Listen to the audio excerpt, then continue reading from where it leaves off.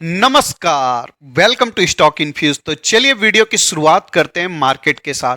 आज मार्केट का ट्रेंड देखें तो काफी पॉजिटिव देखने को मिला है। मार्केट की ओपनिंग गैप अप में होती है और उसके बाद और भी तेजी होती है मार्केट में और एंड में जाकर 0.50% तेजी के साथ बंद होता है।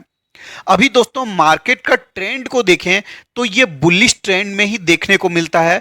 ऐसा नहीं है कि जब बुलिश ट्रेंड होता है तो किसी दिन मार्केट गिर नहीं सकता है, बिल्कुल गिर सकता है, लेकिन ट्रेंड ऐसा है कि मार्केट कंटिन्यू बेसिस में थोड़ा गिरावट के साथ, थोड़ा पॉजिटिविटी के साथ ऊपर की ओर ही जाता हुआ नजर आ रहा है। और मुझे लगता है कि एक दो बार हो सकता है रेजिस्टेंस ले 20,000 पर निफ्टी 50, उसके बाद निफ्टी 50 20,000 के रेजिस्टेंस को भी ब्रेक करके अपने ऑल टाइम हाई पर जा सकता है, ऐसा मुझे लगता है। अगर एफआईआई के डेटा को देखें तो एफआईआई मार्केट में कंटिन्यू बेसिस में बाइंग कर रही है। एक दो दिन सेलिंग भी हुआ है, लेकिन सेलिंग का अमाउंट काफी कम है और कंटिन्यू बाइंग मार्केट में देखने को मिल रही है। आज के दिन भी देखें तो 922 करोड़ का बाइंग एफआईआई ने किया है। तो मार्केट का ट्रेंड भी पॉजिटिव है और आने वाले समय में भी मार्केट में पॉजिटिविटी बने रह सकती है, ऐसा मुझे लगता है। और मार्केट में कभी भी ऐसी बात नहीं सोचनी चाहिए कि अब मार्केट ऑल टाइम हाई पर है तो इससे ऊपर मार्केट नहीं जा सकता है, मार्केट में गिरावट होगी, ऐसी सोच नहीं रखनी चाहिए। मार्केट में जब तेजी आती है तो अपने सारे रेजिस्टेंस को ब्रेक करता जाता है और नया ऑल टाइम हाई लगाता जाता है, ऐसा ही होता है। और जब मार्केट में निगेटिविटी होती है, मार्केट में सेलिंग प्रेशर होता है, मार्केट में गिरावट होती है, तो अपने सपोर्ट को भी ब्रेक करता है और भी ज्यादा नीचे गिरने की संभावना रहती है। ऐसा ही होता है मार्केट में, जब पॉजिटिविटी होती है तो कोई भी रेजिस्टेंस काम नहीं आता है, अपने रेजिस्टेंस को मार्केट तोड़ता जाता है। और जब मार्केट में निगेटिविटी होती है तो सपोर्ट काम नहीं आता है, मार्केट में और भी ज्यादा गिरावट होते जाती है। अब दोस्तों इस वीडियो में हम लोग दो स्टॉक को डिस्कस करने वाले हैं। पहला स्टॉक है बजाज फाइनेंस। आज के दिन स्टॉक में देखें 1.74% की मंदी देखने को मिल रही है। अब दोस्तों मंदी का कोई खास रीजन नहीं है। आज के दिन देखें तो कंपनी का रिजल्ट आउट हो चुका है, रिजल्ट बहुत ही शानदार देखने को मिला है। अगर ईयर ऑन ईयर बेसिस में देखें तो सेल्स में कमाल का ग्रोथ देखने को मिल रहा है। पिछले साल के इसी क्वार्टर में देखें 9,284 करोड़ का सेल्स था, जो कि इस क्वार्टर में बढ़कर 12,494 करोड़ का हो चुका है। उसके बाद अगर कंपनी के प्रॉफिट को देखें तो ऑपरेटिंग प्रॉफिट मार्जिन भी ठीक ठाक नजर आता है। 39% का था, जो कि अभी भी कंपनी 38% पर मेंटेन की हुई है। अगर ग्रॉस एनपीए को देखें ये भी कम हुआ है। नेट एनपीए को देखें ये भी 0.51% से घटकर 0.31% हो चुका है। और क्वार्टर ऑन क्वार्टर बेसिस में भी देखें तो एनपीए कम होता हुआ नजर आ रहा है। तो रिजल्ट काफी अच्छा है, सेल्स में भी ग्रोथ है। प्रॉफिट में अगर देखने जाएंगे तो पिछले साल के इसी क्वार्टर में देखिए 3,500 करोड़ का प्रॉफिट था, जो कि अभी बढ़कर 4,551 करोड़ का हो चुका है। सेल्स में भी ग्रोथ है, प्रॉफिट में भी ग्रोथ है, एनपीए भी कम हुआ है। तो हर तरीका से कंपनी का रिजल्ट काफी शानदार आया है और रिजल्ट अच्छा आने की वजह से कंपनी का वैल्यूएशन भी गिर चुका है। अगर currently price to earning ratio देखें 36 पर आ चुका है 39 से घटकर। तो हर तरीका से कंपनी अच्छी है। लॉन्ग टर्म में कंपनी काफी अच्छा रिटर्न प्रोवाइड कर सकती है। एक ब्लू चिप कंपनी है, लार्ज कैप कंपनी है, लेकिन अगर फिर भी कंपनी के सेल्स एंड प्रॉफिट के ग्रोथ को देखेंगे लॉन्ग टर्म में तो कंपनी कंटिन्यू अच्छा sales and profit growth show करते जा रही है। इससे पता चलता है कंपनी बड़ी है, लेकिन ग्रोथ में किसी भी प्रकार का कमी देखने को नहीं मिलता है।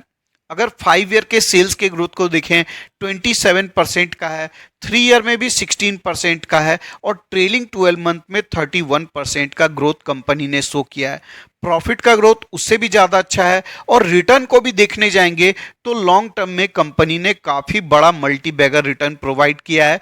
ऐसा मल्टी बैगर रिटर्न फ्यूचर में आपको आशा नहीं करनी चाहिए, लेकिन हाँ कंपनी आपको 25-27% का रिटर्न आसानी से प्रोवाइड कर सकती है अगर यूं ही कंपनी का सेल्स बढ़ता रहेगा, कंपनी का एनपीए भी कंट्रोल में रहेगा और कंपनी का प्रॉफिट भी बढ़ता जाएगा, तो डेफिनेटली कंपनी 27% का रिटर्न प्रोवाइड करने की क्षमता रखती है। अगर आपको इस स्टॉक में खरीदारी करना है, फ्रेश इन्वेस्टमेंट करना है, 7250 के लेवल पर कर सकते हैं। अगर आपको एवरेज अप या एवरेज डाउन भी करना है तो 7250 के लेवल पर कर सकते हैं। हर 250 रुपए के गैप में सपोर्ट है। नेक्स्ट सपोर्ट आपको 7000 रुपीज पर मिल जाएगा। नेक्स्ट स्टॉक है टेक महिंद्रा।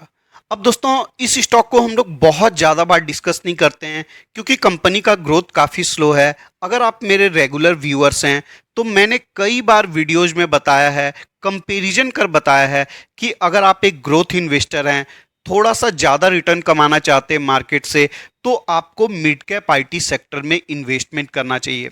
अब अगर मिड कैप आईटी स्टॉक्स को देखेंगे जिसमें एलटीआई माइंट्री भी है, अभी तो मर्जर के बाद लार्ज कैप कंपनी बन चुकी है, लेकिन इससे पहले देखेंगे तो एलटीआई और माइंट्री जब अलग अलग कंपनी थी तो उस समय एलटीआई एक लार्ज कैप कंपनी तो थी लेकिन ग्रोथ में मिड कैप कंपनी जैसे देखने को मिलती थी और बॉटम से स्टॉक को देखिएगा तो काफी ऊपर आ चुका है। उसके बाद अगर आप कोफोर्ज के स्टॉक को देखिएगा बॉटम से काफी ऊपर आ चुका है। परसिस्टेंट के स्टॉक को देखिएगा बॉटम से काफी ऊपर आ चुका है।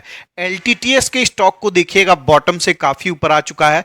और इन सारे स्टॉक्स को हम लोग बॉटम के आसपास कई बार डिस्कस किए थे और मैंने बोला था आपको मिड कैप आईटी सेक्टर में ही इन्वेस्टमेंट करना चाहिए अगर आप एक ग्रोथ इन्वेस्टर हैं। तो अगर आपके पास बहुत ज़्यादा पैसा है, बहुत बड़ा कैपिटल है, तो ठीक है आप लार्ज कैप कंपनी में भी इन्वेस्टमेंट कर सकते हैं। अभी अगर लार्ज कैप कंपनी को देखेंगे, विप्रो, टेक महिंद्रा, इंफोसिस, टीसीएस, तो ये सारी कंपनी आपको बॉटम के आसपास देखने को मिल जाती है क्योंकि कंपनी में ग्रोथ भी कम है। अब ग्रोथ कम है तो मार्केट भी उसी तरीका से रिएक्ट करता है। और अभी अगर लार्ज कैप कंपनी के मैनेजमेंट के गाइडेंस को देखेंगे तो उनका गाइडेंस भी काफी पुअर देखने को मिलता है।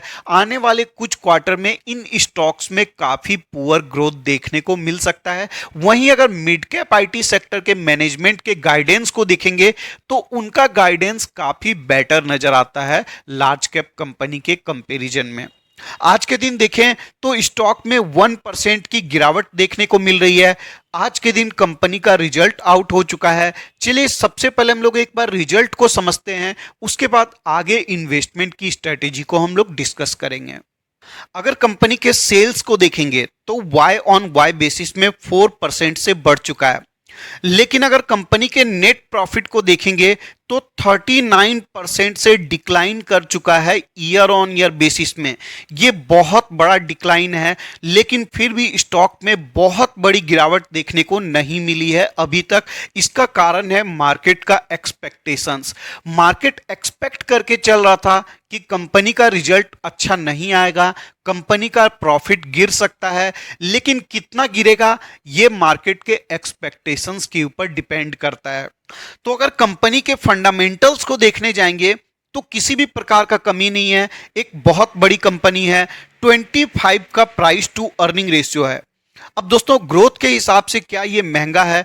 डेफिनेटली ग्रोथ के हिसाब से 25 का प्राइस टू अर्निंग रेशियो मुझे महंगा लगता है, क्योंकि अदर कंपनी में देखें तो ग्रोथ काफी हाई है और इसी प्राइस टू अर्निंग रेशियो के आसपास अदर कंपनी भी अवेलेबल है। अगर डिविडेंड यील्ड को देखें तो अच्छा देखने को मिलता है, 2.80% कंपनी डिविडेंड दे देती है।